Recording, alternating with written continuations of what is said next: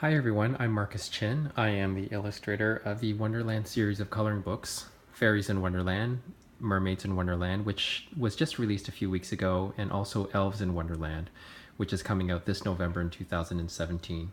All of these books are published by Harper Design, an imprint of HarperCollins, and today I wanted to do a quick flip through of Mermaids in Wonderland for you. I know that this particular blog is devoted to coloring tips for your coloring books and also different types of mark making and drawing techniques that hopefully you'll find fun and useful. But I thought it would be fun for me to show you and go through the book for you.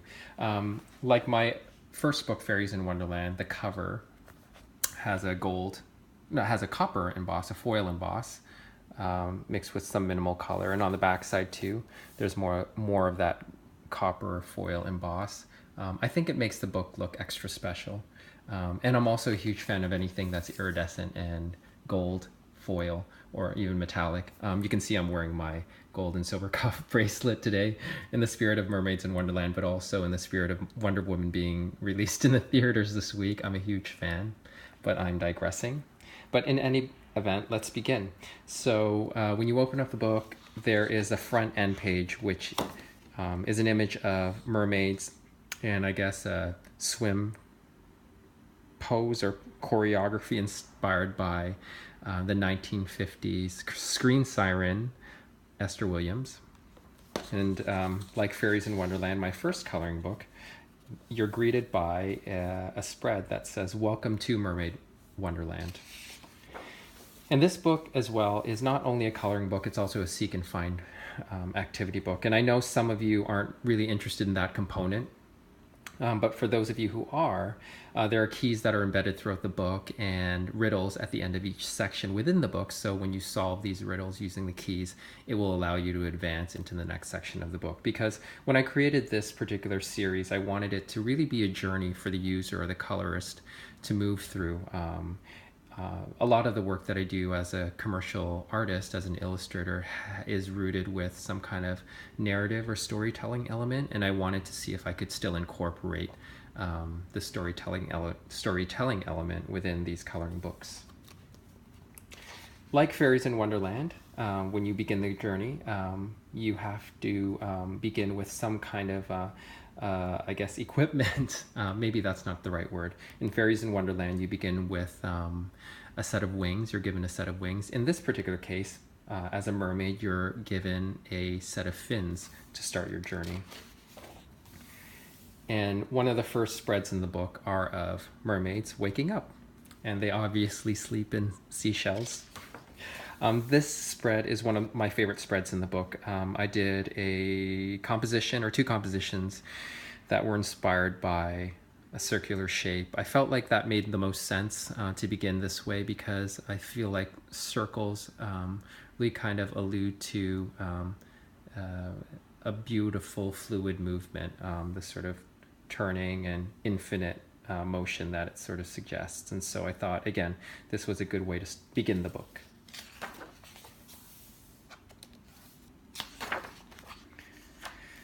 Here's a jeweled octopus. I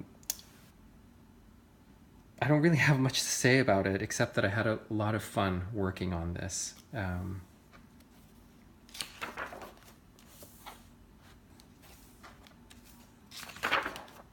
This is a tennis scene between two mermaids. I was working on this during the summer, and I know that in New York, in Queens, there is the US Open tennis match.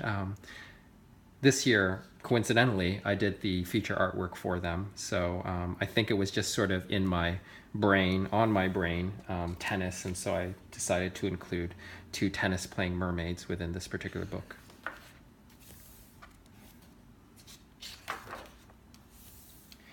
These are mermaids in an octopus's beauty salon getting their hair done.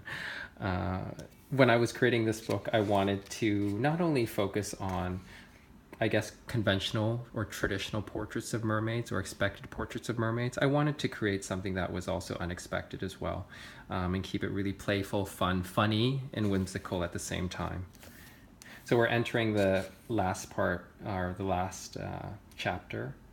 or the last part of the first chapter, and moving into the second part. So we're going from underwater into the air. You can see this particular mermaid is holding on to a bird, and it is pulling her up out of the water and into the sky. These are kites inspired by underwater creatures. More allusions to Esther Williams and her swim choreography. Believe it or not, this was inspired by the also more sort of sports, I guess, athletic water sports. This mermaid's being pulled by a manta ray.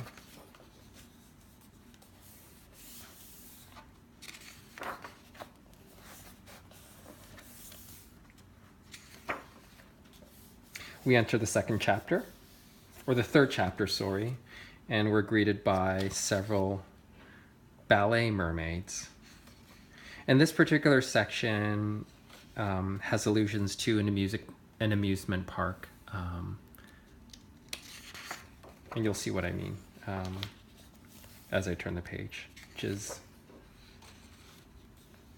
This spread I thought was fun because I wondered if mermaids had pets, and so if they did, I thought maybe they could be these particular creatures: eels, seahorses, and turtles. And so here a mermaid is, I guess, walking her pets or swimming her pets. Here's the carousel again, another one of my favorite spreads in the book. Mermaids riding a carousel underwater. This particular spread is a mermaid parade, and on that note, FYI, I will be going to Coney Island this June 17th, Saturday, June 17th. It's at 1 p.m. for their annual mermaid parade. I'm not officially involved in any way. I'm just going because I thought it would be fun to take photos and videos and just look around and partake in the festivities. But I will be bringing some postcard books, I think, and I'd like to give some away. I'm not doing any sort of demos or coloring in any capacity. At least I don't think I am. But again, I just wanted to share that with you in case some of you will be there. We're entering the fourth section in the book. And here we move from, I guess, the light pages to the dark pages. When I decided to do this in Fairies in Wonderland, move from white pages to black pages, it was in the attempts to show time passing. Again, a lot of my commercial illustration work, there's a storytelling or narrative component within my book, and I wanted to carry this way of thinking into my coloring books too. And so moving from light pages to dark pages created the narrative of time passing, going on a journey that occurs or begins in the morning and then sort of transitions towards night. And here you go from white pages to black pages into, I guess, the water during the day up into the sky, and then deep down underwater where the dark creatures live, or the scary creatures live in this particular book.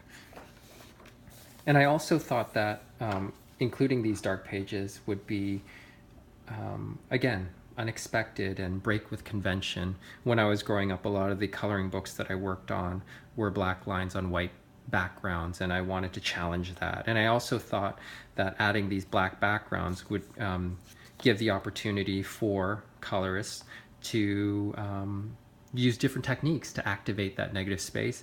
And also the black against the color really creates a new color experience too. So here the mermaids are going home, and I felt like I needed to create at least one spread or one illustration that showed where the mermaids lived. Some more underwater creatures that are done in a decorative way. This particular spread is a sea monster puppet inspired by, I guess, the dragon and lion dances that happen during Chinese or Lunar New Year. If any of you have seen it on TV, on the internet, or even in person in Chinatown, what often happens around this time of year is that there are dancers that carry this huge puppet with sticks and dance around, and this is kind of what they're doing also. So this is not a real monster, it's a puppet, a sea monster puppet. The lionfish, which is featured on my blog right now, yourwonderland.wordpress.com. I'm showing different, you know, for this particular piece, I'm not showing a technique. I'm showing how to use a limited color palette inspired by nature to color one of my pages. These are mermaid archers.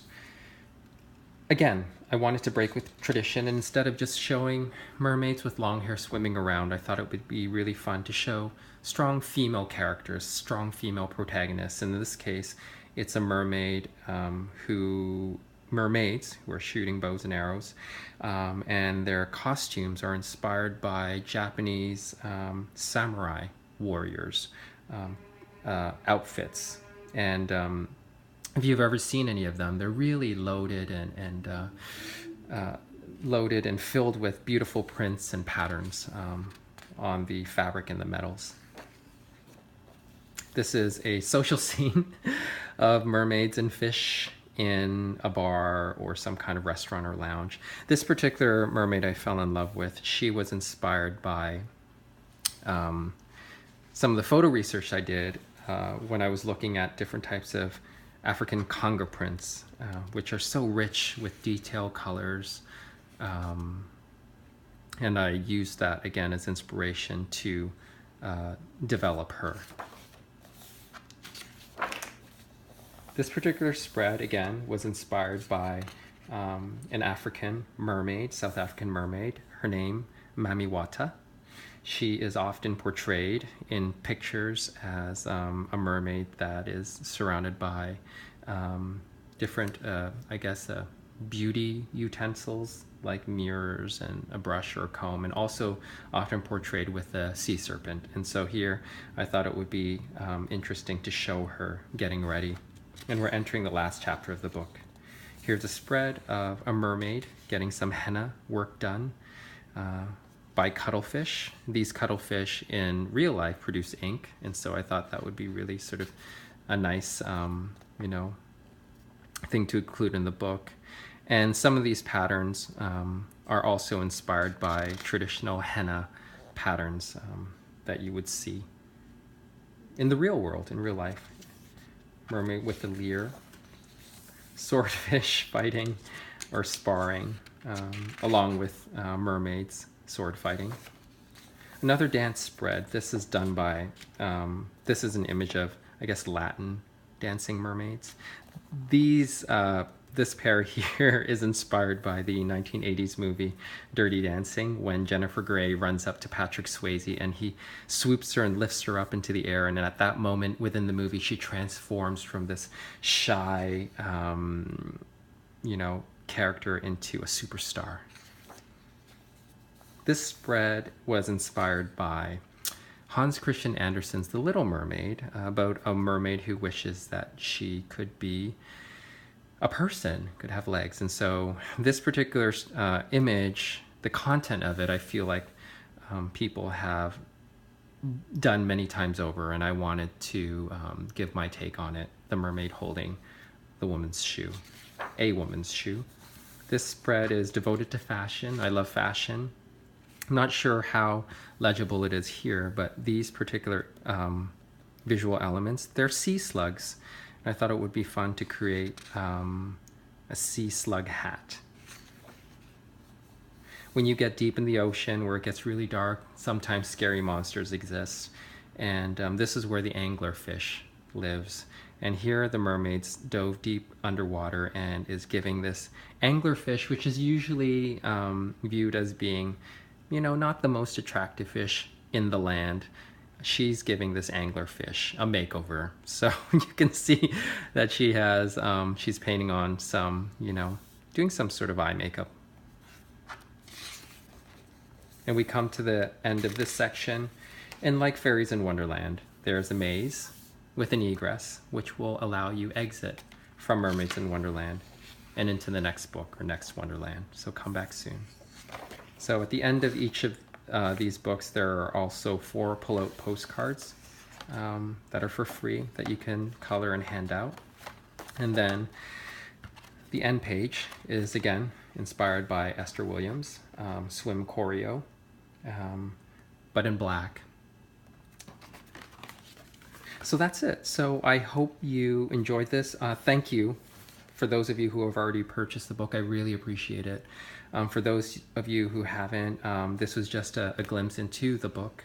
Again, Elves in Wonderland is coming out in November 2017. Mermaids in Wonderland is currently out, and so is Fairies in Wonderland, my first book. For those of you who are interested in keeping in touch with me, learning more about coloring, mark making, and getting coloring tips, you can follow me on yourcolorfulwonderland.wordpress.com or find me on social media.